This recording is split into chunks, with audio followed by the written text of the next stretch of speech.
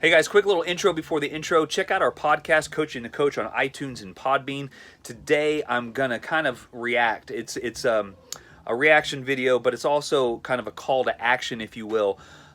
Listen to a great video from Zach Tellender and Max Aida today, talking about woke coaches, coaches that are high levels of education potentially, and are really trying to espouse these beliefs and espouse these highly technical movement patterns that the average person, the average strength coach, just doesn't really understand, hasn't really been woken up to how the body really works. And these people really know, and they know better. But more importantly, it's not that they know better, it's that when you try to talk to someone like that, or you try to have a conversation, as these two gentlemen did in a podcast, these coaches aren't willing to listen to any other kind of explanation.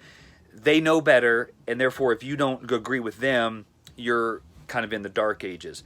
And I just want to give my reaction, not just to that video, but to that whole process that whole process in general. It goes back to something I've said before on this podcast and in previous videos. Checking out our YouTube page, scroll down and you'll see a video that I did about hip and walking and gait, and talking about some biomechanics there. It's not terribly complicated. It's not near as complicated as what some people want you to believe to make themselves sound a little smarter. So check out the podcast, Coaching the Coach, on iTunes and Podbean. Enjoy the show.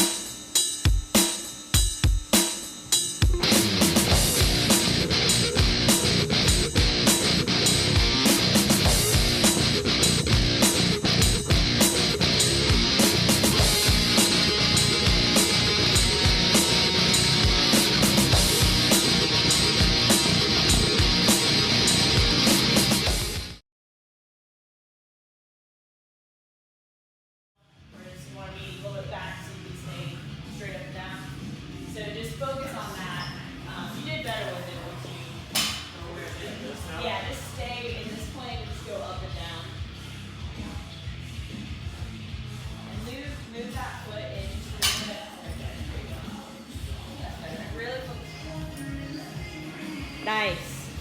And stop. Good work.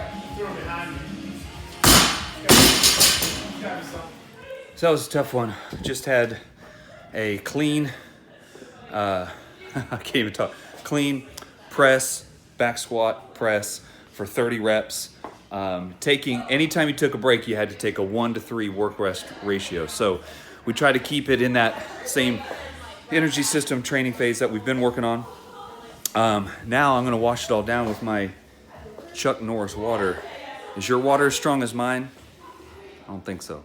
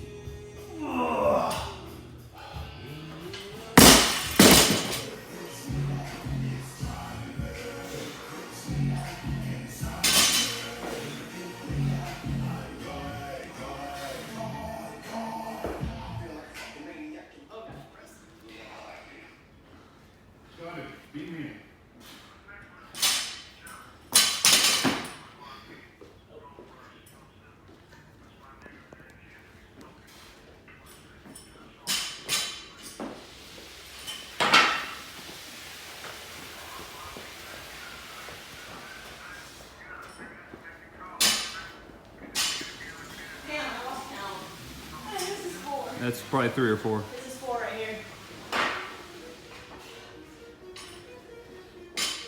5, right? 10. Sorry.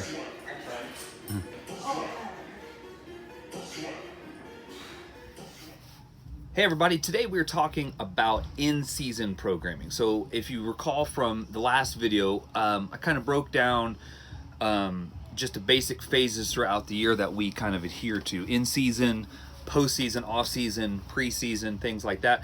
And then how kind of our general TBF class, which is what we've been talking about, aligns with that. So even though we're not in or out of season because we're not competing necessarily in exercise, we are just training to have continuous gains in strength, flexibility, all of that, endurance, without overtraining. And so our strength phases, hypertrophy phases, power, endurance phases are similar to that based on what your individual goals are. So I wanted to talk about like the in-season phase. And so for us, that's like, let's say your goal in this, and again, thinking in terms of our group exercise class, TBF, Total Body Fitness.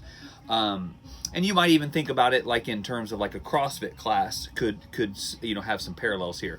So let's say your personal goal, you're taking the class, but your personal goal is you're working on strength. You might have another person taking the same class that's working on endurance. Well, you both will get stronger and have more endurance over the course of the year, as we spoke about yesterday.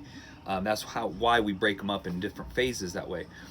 But while you're working on, say, a muscular or a cardiovascular endurance phase, we're really trying to push our cardio, we are taking a back seat, or strength may be taking a back seat. And so sometimes that gets misunderstood, and it's just done like on a basic maintenance level. Just do 70-75%, 3 sets of 10 to 12, and just kind of ride that strength or maintain that, and then we'll push on again.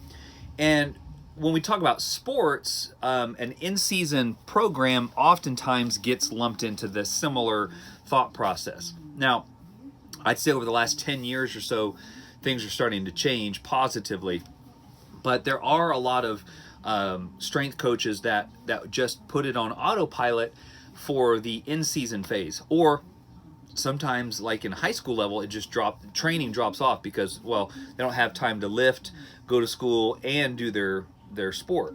Well, what we want to emphasize is that the in-season, although is technically a maintenance, it's not a time where we're trying to PR, max out, anything like that. That's our competition, right? We should be peaking towards the season and beyond, and sometimes that peaking can go into the season if like the main competition or the main regional track meet is there. So that would be peaking our sport specific type stuff, right? But our main strength should have already been done. Now, let's say, for example, let's take a football season, for example. Generally, you're going to run from like mid-August till December, in a high school setting, in most colleges as well, depending on if you're playing in bowl games.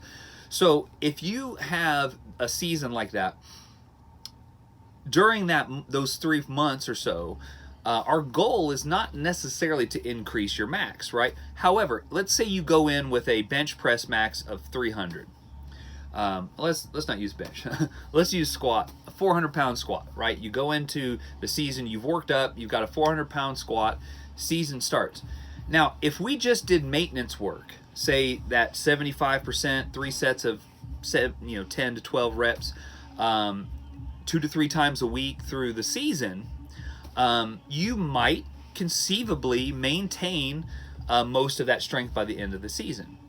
If you weren't participating in football, if you just did a 3-month maintenance program, you could maintain some strength, or at least a very good portion of that strength. Now, because of the rigors of the sport, not just football, but any sport, where you're having games and practices, the impact, the physical impact of the contact sports, all of that stuff will play a role.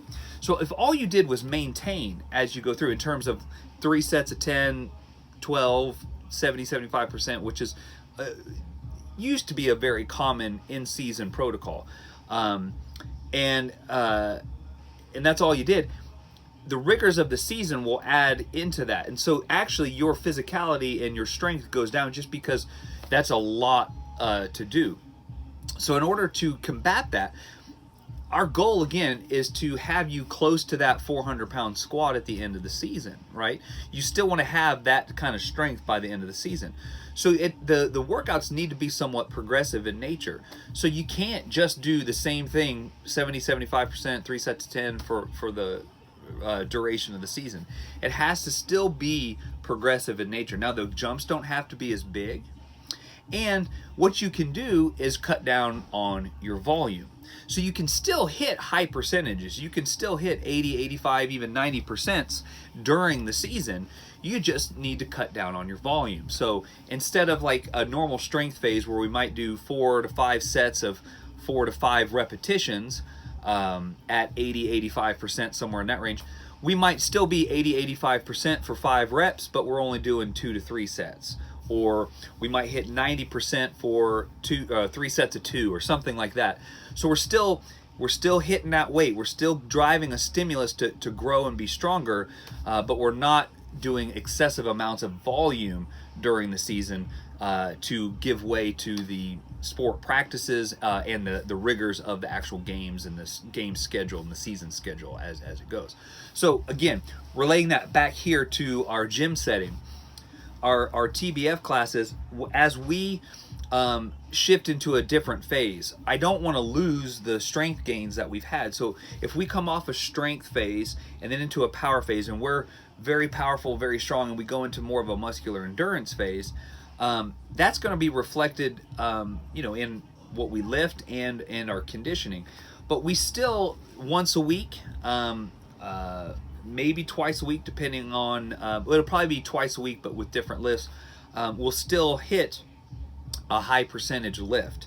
Again, it may be a very low volume, and we'll still have a lot of higher rep stuff.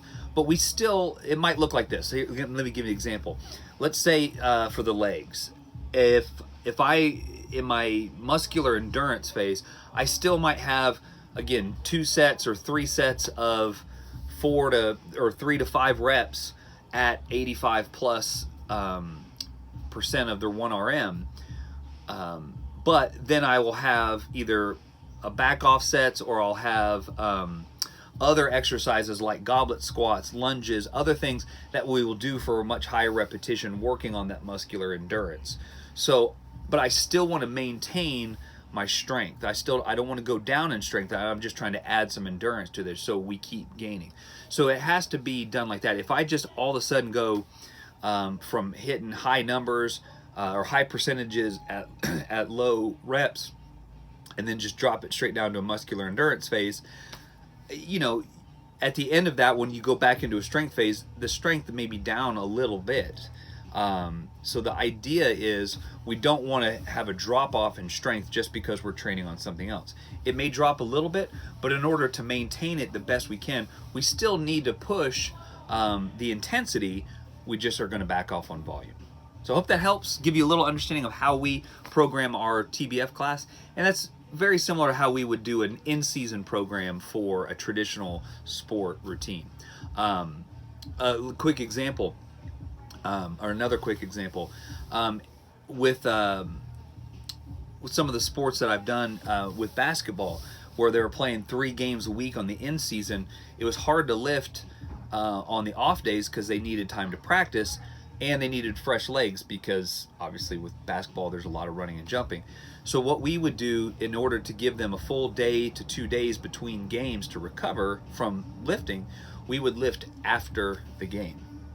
So it might be late, it's a 30-40 minute session, they're hitting 1 to 2 sets of 80 to 90% of their maxes, whatever the lift is. Get in, get out. And that way they're tired from the game, and so it may be an RPE. We may not use exact percentages, but at the same time they're lifting a higher intensity is the main point, low volume, after the workout. So then they have the whole next day and then most of the following day before their next game to recover from that. So that is another way to keep the in-season strength up without impacting how they play on the field, because again, in a sports setting, that's the most important thing. And you want to make sure that at the end of the day, the goal outcome is understood in terms of, are they trying to get better on the field, or are they just trying to get stronger? So in a class setting, again, we have a luxury of not having sport practices as well on top of that. How you feeling? I hate this. Mm-hmm.